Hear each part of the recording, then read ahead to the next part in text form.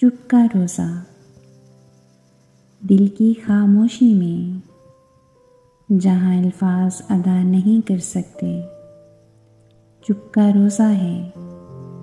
एक मुक़द्दस जगह है। उस पुरसुकून और पुरअमन हालत में दिमाग और रूह एक साथ रहते हैं। जो कुछ है सब कुछ होने के लिए हर गुज़रते लम्हे के साथ खामोशी ज़्यादा ताकतवर हो जाती है। हम सरगोशियाँ सुनते हैं। ज़िंदगी की गैर यकीनी चढ़ाई में खामोशी के इस रोज़े में बेपनाह अक़ीदत का एहसास है। अंदरूनी आवाज़ की ताकत के लिए, सही के इंतखाब के लिए।